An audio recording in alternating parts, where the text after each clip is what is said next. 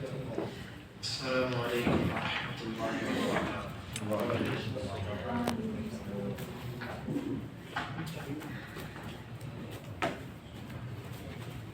سورۃ النساء آیت نمبر 153۔ اعوذ باللہ السمیع العلیم من الشیطان الرجیم من ہمزہ ونفخہ ونفثہ۔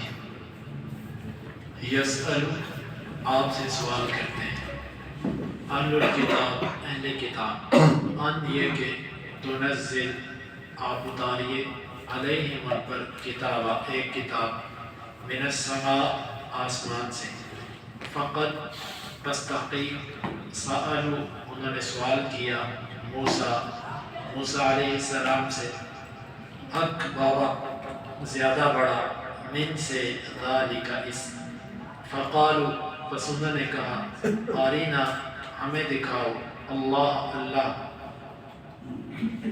جہرا، واضح،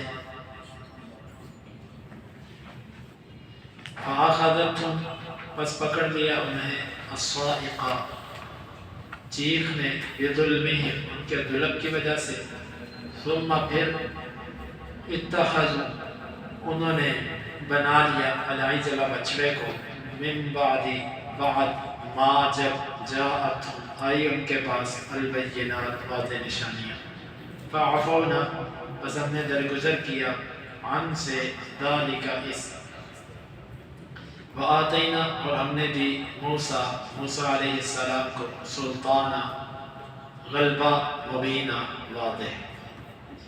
یسألک اہل الکتاب ان تنزل علیہم کتابا من السماء، اہل کتاب آپ سے سوال کرتے ہیں، آپ ان پر کوئی کتاب اتاریے آسمان سے، فقد سألوا موسیٰ اکبر من ذلک، یقیناً انہوں نے موسیٰ علیہ السلام سے اس سے بھی بڑا سوال کیا، فقالوا ارنا اللہ جہرا، بس انہوں نے کہا کہ ہمیں اللہ سامنے دکھاؤ، فاخذتہم الصاعقۃ بظلمہم، بس انہیں موت نے، بے ہوشی نے آن پکڑا ان کے ظلم کی وجہ سے، ثم اتخذوا العجل من بعد ما جاءتہم البینات، پھر انہوں نے بچڑے کو معبود بنا لیا اس کے بعد کہ جب ان کے پاس واضح نشانیاں آ گئیں، فعفونا عن ذلک، بس ہم نے اس سے درگزر کیا، وآتینا موسیٰ سلطانا مبینا، اور ہم نے موسیٰ علیہ السلام کو واضح دلیل دی۔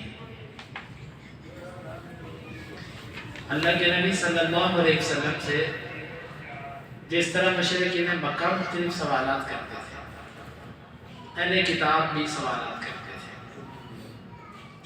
اور بھی کہتے تھے کہ آپ یہ چیز لے کر آؤ، یہ چیز لے کر آؤ، یہ چیز لے کر آؤ۔ ان مطالبہ میں سے ایک مطالبہ یہ تھا کہ آپ آسمان سے کتاب لے کر آئیں ایک ہی دفعہ، تورات، انجیل، زبور، یہ کتابیں ایک ہی دفعہ اتری ہیں، وقفے سے تھوڑا تھوڑا کر کے نہیں اتری۔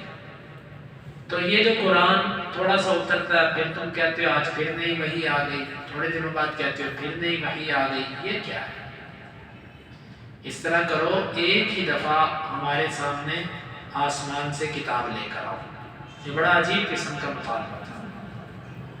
اللہ تعالیٰ نے اپنے نبی صلی اللہ علیہ وسلم کو فرمایا کہ آسمان سے کتاب لے کر آنے کا مطالبہ تو کوئی اتنا بڑا نہیں ہے جتنا بڑا مطالبہ انہوں نے موسیٰ علیہ السلام سے کیا تھا۔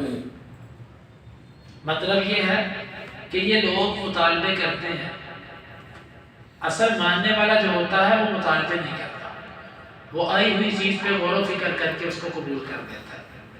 انہوں نے موسیٰ علیہ السلام سے کیا کہا تھا؟ انہوں نے کہا تھا کہ اللہ ہمیں سامنے لا کر دکھا۔ جب یہ موسیٰ علیہ السلام کے ساتھ گئے طور پہاڑ پہ، تو انہوں نے کہا تھا ہمیں اللہ دکھا۔ اتنا بڑا مطالبہ۔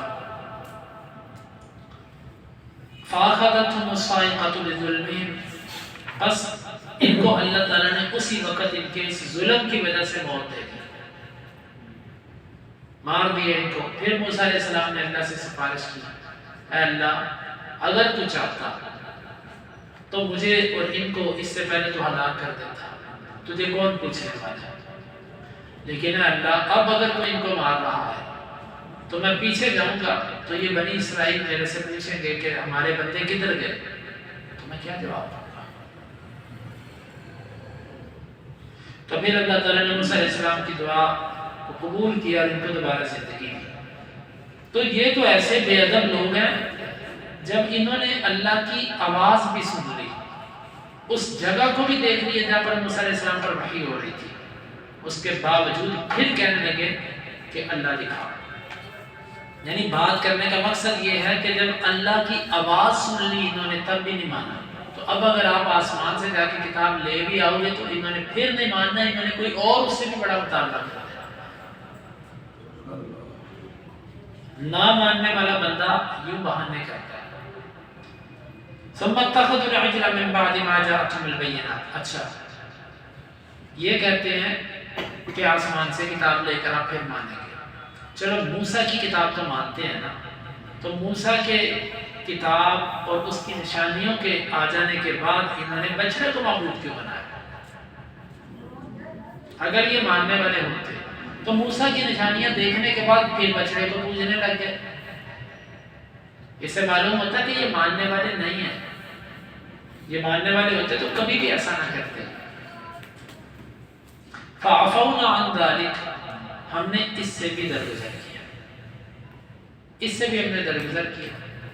وَآتَيْنَا مُوسَى سُلْطَانًا مُبِينًا، اور ہم نے موسیٰ علیہ السلام کو واضح غلبہ دیا، واضح دلائل دیے۔